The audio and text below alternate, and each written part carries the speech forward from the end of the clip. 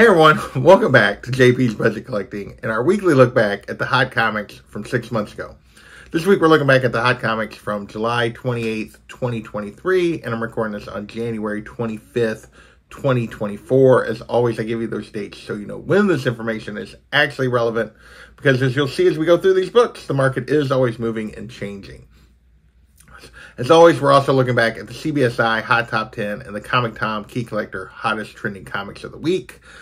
Each week they put out a list of 10 books each that are trending or moving in the market, that are jumping in value or having an increase in sales because of option news or just the hot new cover or whatever is going on with those books, movie rumors, and they put those lists out, and we come back 6 months later to see how they're doing in the market since. Should you have been patient on those books? Should you have jumped on them when you had the opportunity? And see what we can learn so we all make better decisions about what books we chase in the moment and what books we're patient on. So this week, we've got 19 books to talk about between the two lists. So let's dig in and see what we can learn. First up, we have Saw Rebirth, number 1. And this hit the list because Saw X or Saw 10 was coming. I think there was trailers. I'm not sure exactly when the movie was coming out at this point, but back then raw copies were going for $25 to $40. Now it's a $10 to $40 book. 9.8, $150 right now. So steady, and I'll be back here. It didn't back up as much as I figured. So yeah, I figured it would be down. It's not really. It's kind of through the same range, although you can get a few sales for less. Or more sales probably on the lower end and a few sales for less than what it was back then. But overall, it's been pretty steady.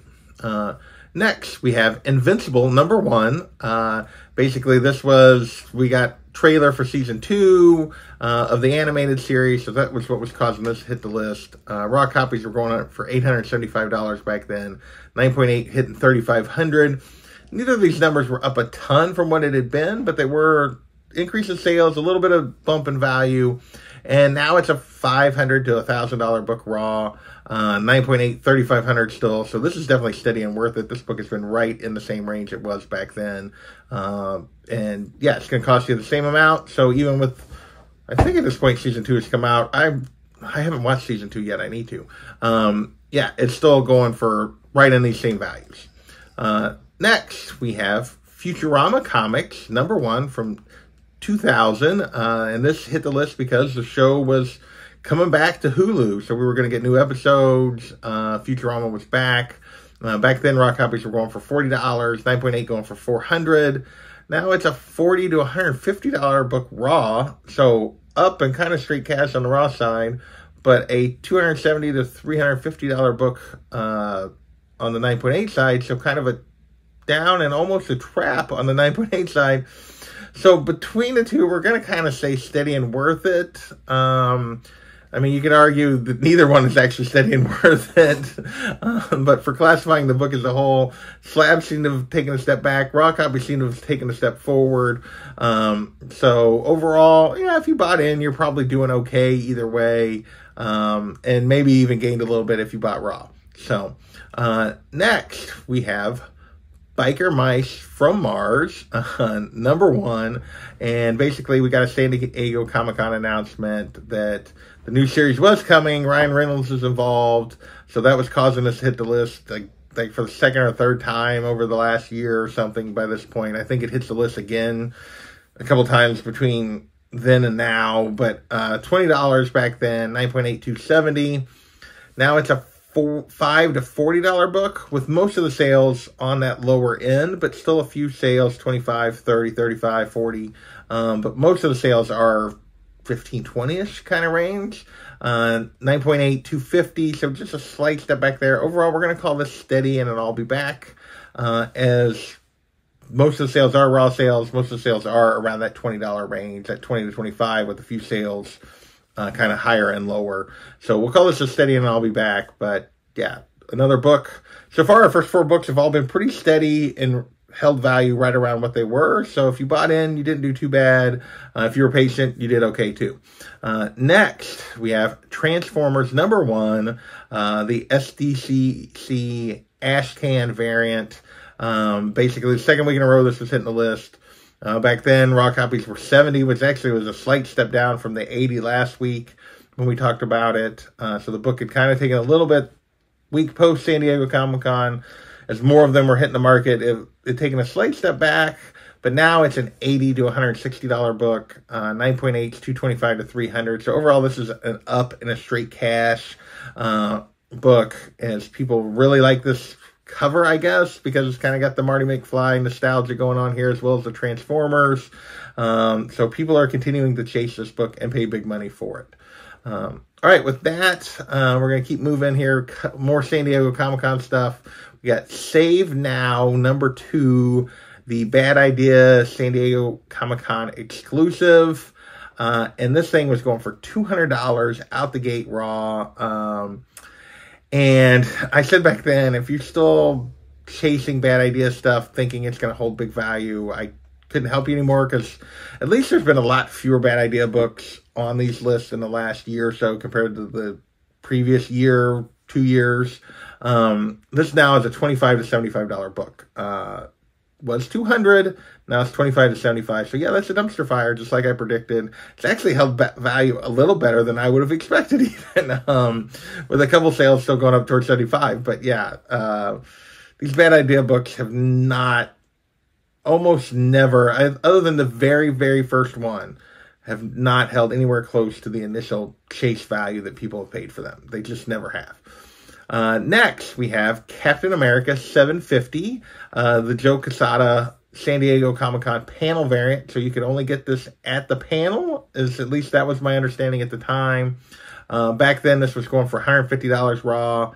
Now it's $100 to $150 raw. 9.8, though, only $200. So not a big difference between a 9.8 and a raw copy. That's a pretty tight range.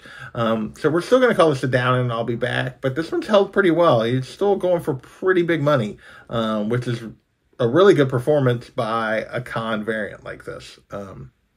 Probably because it was giving away the panel. Getting high grade is probably pretty difficult on this one, as not everyone probably took care of their copy that they got. Next, we have Amazing Spider-Man #29, the Linnell Francis Yu San Diego Comic-Con variant, also a panel variant. Raw copies were $100 to $150 back then, so almost as much value, but I was like, this is not that great a cover, and as a result, it has not held up as well as the Captain America book we just talked about. It's now a $5 to $45 book raw.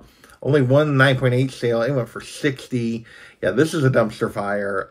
This one has dropped back considerably, and I just think it's because it's not as dynamic or as interesting or as unique of a cover as, like, usually what a con variant to really hold has to be pretty special, and this one just isn't. Next, we're going to move out of SDC covers to just regular covers, and we got Darth Vader, black, white, and red, #4, the Kevin Eastman 1 in 25. These Eastman, anytime Eastman does a variant for anything outside of Turtles, it usually draws a little bit of interest.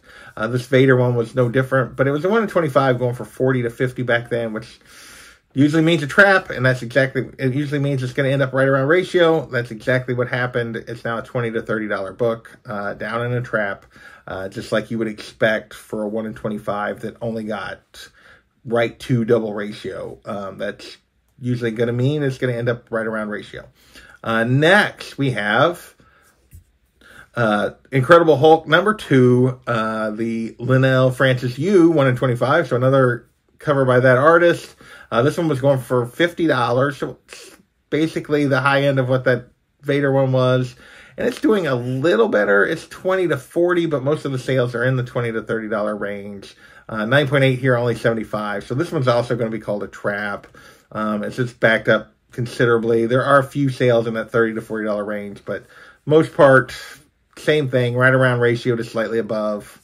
Not a big surprise here. These are performing just like what the rules say a 1 in 25 performs like. And by the rules, I mean just my past experience of following 1 in 25s a lot and what they do after 6 months. Next, our last true just cover, we have What If, Dark Spider-Gwen #1, the Rose Besh 1 in 100. This is 1 in 100. That went for $175 right out the gate. A few of these initial Rose Besh covers have done really well, but This one, not so much. It's now a $20 to $75 book, so another dumpster fire. 9.8 did go for $300, but that's just one sale, so I'm not sure it really supports that kind of value for 9.8, but we'll see. But yeah, overall, raw copies down over $100. Yeah, this is a dumpster fire. Next, we have another ash can. This time it's Batman Gargoyle of Gotham, #1. It's pretty rare to get a Batman comic in an ash can format. We did here, plus it's kind of a cool cover, so that was causing this to go for 40 plus back then. And now it's a $20 to $65 book with really sales scattered all throughout that range. Hard to really pinpoint an exact value for like the high grade stuff, because a few of them that appear to be high grade were fairly cheap. But yeah, so 20 to 65, so right around that, all around that, with most of the sales though still right around that $40 range. So 9.8, 112, but again, just one sale there. So overall, we're going to call this steady and worth it. And I think it really just comes down to, you don't get many Batman books in this kind of format, and it is a pretty good cover, so that's what's holding this one right where it was. All right, that's 12 books down. We still got 7 books to talk about. We got Spawn 275 as we're moving into a little comic buzz here. This is the first Cyan Fitzgerald as Misery, and basically this was hitting the list because at San Diego Comic-Con they announced this character was getting her own series within the Spawn universe. So it caused her first appearance as Misery to jump to a $25 to $30 book. Now it's a $10 to $25 book. 9.8 only 60. So we're down in, and I'll be back on this. Borderline trap, but there's enough sales in that 20 to 25 range that I'll keep it as an I'll be back. But definitely it's backed up a little bit since we moved away from the news. I don't think we've gotten this series yet, or that it's kicked off yet. But I could be wrong because I don't follow the Spawn books super close. Next, we got Spawn #1. And this was hitting the list because of the announcement of the previous series, as well as 4 other new Spawn universe comic series coming. It was causing a little bit of renewed interest here. A spike in sales, but not really a huge spike in value. Raw copies 30, 9.8, 180, and we're talking about the non-newsstand here in terms of these sales. And now it's a $15 to $30 book raw, which is basically right where this book normally sits. 9.8, 150. So yeah, we got a slight bump out of this news, and then went right back to what this book trends at long term. So we'll call this a down, and I'll be back. No reason to chase the news on this one. There's so many of these out there. The value on this is pretty well established. It's going to take a lot more than this to really change the underlying baseline of the value of this book. Next, we have TMNT, The Last Ronin, The Lost Years, #1. And so this is the first appearance of the next gen of Turtles. So basically this is continuing that Last Ronin future of the Turtles universe. So basically, and now there's a new generation of Turtles, Odin, Moja, Uno, Yi. And anyway, it was causing us to hit the list. Back then, raw copies were going for $8, 9.8, 60. Now it's a $4 to $10 book, 9.8, 95 to 100. So 9.8 has bumped a little bit. So because of that, we're going to call it steady and worth it. Even though most of the sales are still raw, and it's right in that same value as it was back then. But if you bought in a 9.8 at 60, you could make a little bit out of that. You could argue that's straight cash, but given the raw sales, we're going to call it just steady and worth it. Next, we have Superior Spider-Man #1, and that was with the announcement that we were getting a new Superior Spider-Man series was coming, which I do believe has been coming out now for a little bit. Back then, it was mostly just a peak in sales here on Tom's list. $8 for raw copies, 9.8s were back up to 100. Now it's a $5 to $12 book raw, 9.8, 90. So we're going to call this a steady, and I'll be back. It's basically the same value. There wasn't a huge value jump even back then. It was really more of a big spike in sales because of the news. And yeah, this book is back kind of where it just goes, where it usually goes for. All right, 3 more books. We have all new Marvel Now, #1, #1 from 2014, the first full appearance of Kamala Khan. Basically, this was hitting the list because we were getting information about the Marvels movie, as well as she was alive again, which, yeah, we were coming out of San Diego Comic Con. We were finding out how quickly that her book with her Rebirth was coming in August. So that's what caused us to kind of a spike in interest in this book. $70 for raw copies, 9.8 at 500. Now it's a $20 to $55 book raw, 9.8, $350 to $400. So it's turned into a trap from those values for sure. This book used to go for a lot more than this. Definitely been a big cool on her value. But it was probably just artificially high because of speculators related to the Marvel Universe. So this is probably more where this book should set at this stage in Kamala's comic evolution. So we'll see. Something may come along that causes a big jump back in this book. But for now, this is kind of where this book is setting. All right, 2 more books. We got, first up, Watchman #1. And this was basically the announcement at San Diego Comic-Con that we were going to get an animated Watchman series. Back then, raw copies were going for $60, 9.8, $787. And again, this is one of those where we got a spike in sales, but not really a huge movement in value on this book from what it normally goes for. And now it's a $20 to $120 book raw. So it's actually got a little bit, it maybe gained a little bit, although most of the sales are in the 60, 70, 50 kind of range. 9.8, 700 to 770, so down slightly, but not much. It's right in that same range for 9.8 as it was. So we're going to call this another steady and worth it. We had a lot of books that stayed pretty steady this week, which is pretty unusual. But we had several of those books were books that have had pretty established value.